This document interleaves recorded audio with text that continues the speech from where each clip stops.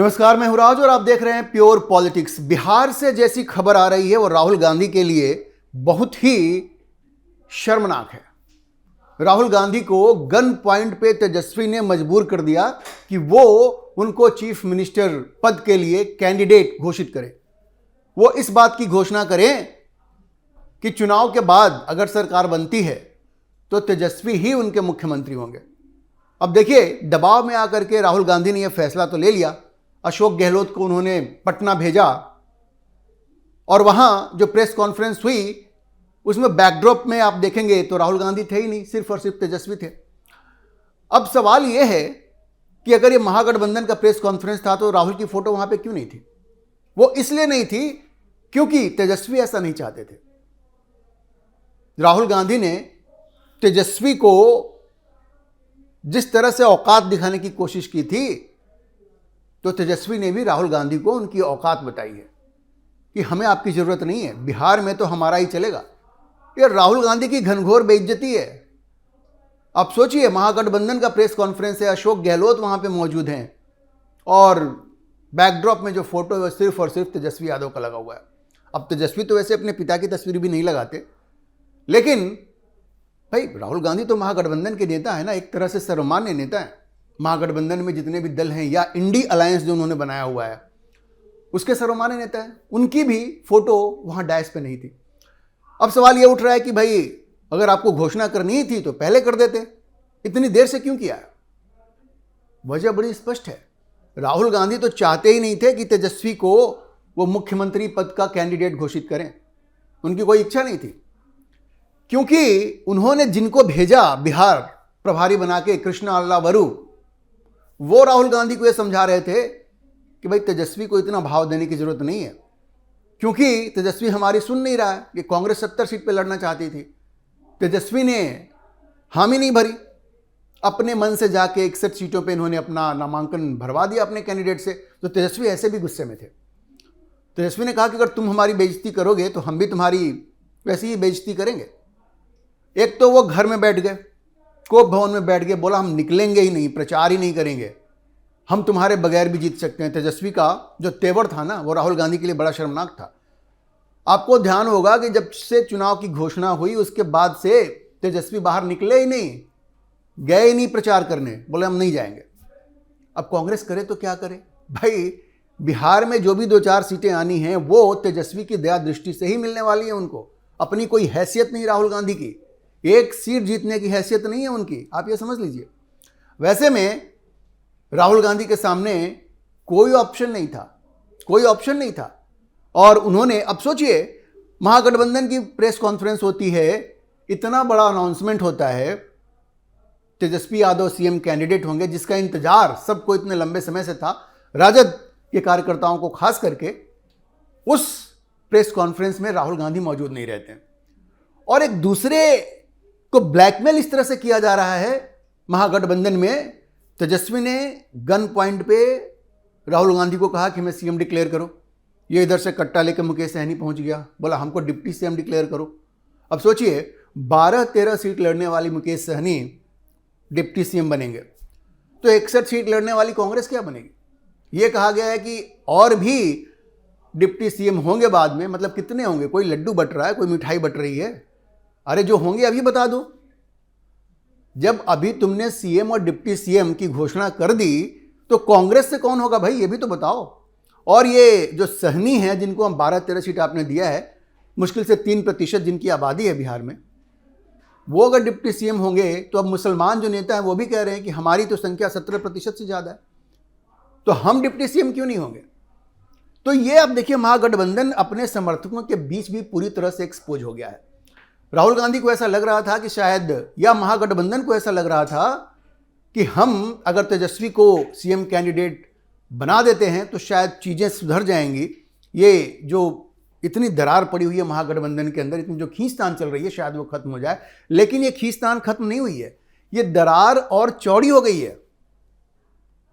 क्योंकि देखिए, जब तेजस्वी बतौर मुख्यमंत्री कैंडिडेट चुनाव में जाएंगे, लोग उनको प्रेजेंट करेंगे, तो जो आम जनता है ना उसको वो 1990 का दौर याद आएगा जब लालू राबड़ी का शासन हुआ करता था, जिसको जंगल राज कहा गया। हाई कोर्ट ने कहा ये जो भय है राजद को लेकर के, राजद के शासन को लेकर के, वो लोगों के मन मस्तिष्क में फिर से आएगा। मन मस्तिष्क से खत्म नहीं हुआ है, एक बार फिर से वो मजबूत हो जाएगा और ये जड़ खोदेगा महागठबंधन की। ये जो फ्लोटिंग वोट्स है ना, ये जो फ्लोटिंग वोट्स है जो इधर उधर कहीं भी जा सकते थे, उनमें से एक बड़ा वर्ग जो है वो इस घोषणा के बाद अब बिल्कुल राजद की तरफ नहीं जाएगा, क्योंकि उसको लगेगा कि वही 2005 के पहले वाला दौर आएगा राजद शासन का, जब लोग डर से घर से बाहर नहीं निकलते थे। 7 बजे के बाद वो बाहर नहीं निकलते थे, खास करके जो महिलाएं थीं, महिलाएं तो डर से बाहर नहीं निकलती थी। पटना में नहीं निकलती थी, बिहार की राजधानी में नहीं निकलती थी। तो एक बार फिर से वही दौर आएगा। तो ये जो तेजस्वी को सीएम कैंडिडेट डिक्लेयर किया है, इससे महागठबंधन को कोई फायदा नहीं होने वाला है, बल्कि और पोलराइजेशन बढ़ेगा। वो लोग जो जंगल राज की याद दिलाते हैं, वो उनकी भावनाएं और भी मजबूत होंगी। ये जिन लोगों को जंगल राज याद है, उनका जो डर है वो और बढ़ेगा, वो और बढ़ेगा। और आप ये समझिए कि एक तरह का पोलराइजेशन बिहार में फिर से शुरू होगा, क्योंकि तेजस्वी किस चीज के प्रतीक हैं? तेजस्वी बिहार में MY कॉम्बिनेशन जो उनका है, मुस्लिम और यादव का जो कॉम्बिनेशन है, वो एक तरह से दूसरे पक्ष को पोलराइज करेगा। जिस तरह से आपने हरियाणा में देखा कि जाट और नॉन जाट, जाट और गैर जाट, इसमें पोलराइजेशन हो गया और कांग्रेस की बुरी तरह से हार हो गई, तो बिहार में भी कमोबेश यही स्थिति है। देखिए, जिस यादव समुदाय का प्रतिनिधित्व तेजस्वी प्रसाद करते हैं, उसकी छवि ऐसी है कि जो दलित कम्युनिटी है, जो एक्सट्रीमली बैकवर्ड कास्ट है, वो सबसे ज़्यादा पीड़ित है। उनका ये आरोप है कि जो यादव हैं, जो तेजस्वी यादव के वोटर हैं, वो हमें सबसे ज़्यादा प्रताड़ित करते हैं। और पिछले 15 साल जो इनके माता और पिता का जो शासनकाल रहा, उसमें उन लोगों ने जो उधम मचाया था, उसका खामियाजा उनको भुगतना पड़ेगा। और वो भुगत रहे हैं, क्योंकि जो पोलराइजेशन होगा वो बिल्कुल यादव और नॉन यादव में बिहार की जो इलेक्टोरेट है वो पूरी तरह से पोलराइज हो जाएगी।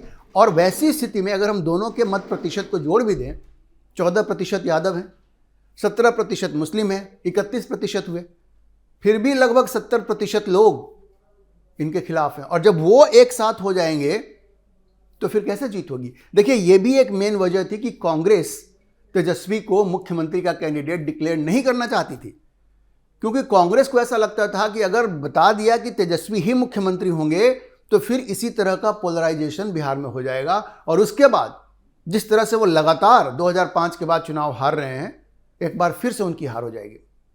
आप ये समझ लीजिए, ये एक वजह थी। और कांग्रेस की जहां तक बात है, तो राहुल गांधी को यह भी समझाया जा रहा था कि आज की तारीख में बिहार में जो अपर कास्ट का वोट है, जो सवर्ण वोट है, उसमें एक ठीक ठाक संख्या, एक सर्टेन परसेंटेज वो कांग्रेस के प्रति आज भी सिंपैथी रखती है। तो अगर आपने तेजस्वी को मुख्यमंत्री का कैंडिडेट बना दिया, अगर ये घोषणा कर दी कि तेजस्वी ही मुख्यमंत्री होंगे, तो फिर उनके हाथ से ये भी निकल जाएगा। और वैसी स्थिति में कांग्रेस के लिए कुछ जो उनकी पारंपरिक सीटें जहां पे वो सवर्णों का वोट पाते रहे हैं, वहां भी उनके लिए वोट मिलना मुश्किल हो जाएगा, क्योंकि MY जो कॉम्बिनेशन है उसकी एक लिमिटेशन है, वो हर सीट पे आप नहीं जीत सकते। और कांग्रेस की यह शिकायत भी रही है कि कहने के लिए आपने हमें 70 सीटें दी, लेकिन आपने हमें ऐसी सीटें चुन चुन के दी जहां पिछले 2-3 टर्म से ना तो राजद जीता है न कांग्रेस जीती है। तो तेजस्वी ने वहां भी समझौता नहीं किया। इसीलिए यह वजह है कि 12-13 सीटों पे जो एक गठबंधन के जो घटक दल हैं एक दूसरे के खिलाफ लड़ रहे हैं, तो वो सीटों को कौन सी सीट जीतने के लायक है, कौन सी सीट जीतने के लायक नहीं है, इसको लेके भी टकराव हुआ है। और मनपसंद सीट नहीं मिलने की वजह से ये सब लोग एक दूसरे के सामने खड़े हैं। तो आप ये समझिए कि तेजस्वी यादव को सीएम कैंडिडेट डिक्लेयर करके और मुकेश सहनी को डिप्टी सीएम डिक्लेयर करके ये महागठबंधन ने एक नया हेडक ले लिया है। वो जो ये सोच रहे थे, या उनमें से जो एक तबका था जो ये सोच रहा था कि हम तो अब ये चुनाव जीत लेंगे तेजस्वी को सामने करके, उनको बहुत बड़ा सदमा लगा है। और कांग्रेस में तो मातम पसर गया है। कांग्रेस के कार्यकर्ता कभी ये चाहते ही नहीं थे कि तेजस्वी को चीफ मिनिस्टर का कैंडिडेट डिक्लेयर किया जाए। राहुल गांधी भी नहीं चाहते थे। ये तो बिल्कुल जैसा मैंने कहा, गन पॉइंट पे उनको चीफ मिनिस्टर का कैंडिडेट डिक्लेयर करवा दिया गया है। अच्छा देखिए, इसके अलावा कांग्रेस में एक अलग ही कहानी चल रही है। कांग्रेस में ये आरोप लग रहा है कि राहुल गांधी के जो राइट हैंड मैन है बिहार के लिए, कृष्णा अल्लावरू, वो पैसे लेकर के टिकट बांट रहे हैं, पैसे लेकर टिकट बांट रहे हैं। और इसमें उनकी जुगलबंदी है पप्पू यादव के साथ। ये वही पप्पू यादव है जिनको तेजस्वी पसंद नहीं करते हैं, ना लालू यादव पसंद करते हैं। पूर्णिया में जब चुनाव हो रहा था तो तेजस्वी ने जाकर के कहा कि भाई किसी को वोट दे दो लेकिन ये पप्पू यादव को मत देना। सोचिए कितनी नफरत है पप्पू यादव से, और उसी पप्पू यादव से राहुल गांधी बिहार में सिंबल बंटवा रहे हैं। सिंबल बंटवाया उन्होंने। तो एक दूसरे के प्रति ये नफरत इतनी है, द्वेष इतना है कि ये इस खाई को पाटना बड़ा मुश्किल है। और कांग्रेस में अब सीधे आरोप लग रहे हैं। वो जो एक ऑडियो लीक आया था राजेश राम का, जिसमें वो कह रहे थे कि कृष्णा अल्लावरू और पप्पू यादव मिल करके ये पैसे का खेल कर रहे हैं और टिकट बांट रहे हैं, वो कैडर तक पहुंच गया है। कांग्रेस में कांग्रेस के जो कार्यकर्ता हैं वो पटना में खुलेआम ये मांग कर रहे हैं कि कृष्णा अल्लावरू को पटना से वापस भेजा जाए, उनको सैक किया जाए, उनको बर्खास्त किया जाए, उनको बिहार की कमान नहीं दी जाए। सोचिए, जहां आग लगता है वहीं से धुआं उठती है। तो ये कुछ तो बात है इसमें। ये जो आरोप लग रहे हैं कि कृष्णा अल्लावरू ने पप्पू यादव के साथ मिलकर के कांग्रेस के टिकट बेचे। अब वहां एक माधव आनंद है, एआईसीसी के सदस्य हैं, उन्होंने तो साफ कहा है कि भाई ये कृष्णा अल्लावरू पैसा लेकर के टिकट बेच रहे हैं। उसी तरह से उनके एक पूर्व विधायक हैं, वो भी ये कह रहे हैं कि पैसा लेकर के टिकट बेचा जा रहा है। तो भाई जब इस तरह के आरोप लग रहे हैं तो कांग्रेस की तो बड़ी बुरी स्थिति है। तेजस्वी ने जबरदस्ती करके उनको ये फोर्स कर दिया गन पॉइंट पे कि हमें सीएम का कैंडिडेट डिक्लेयर करो। उसके बाद उसका असर यह हुआ है कि कांग्रेस को इसकी बड़ी भारी कीमत चुकानी पड़ रही है। कांग्रेस के अपने रैंक एंड फाइल पे विद्रोह हो गया है।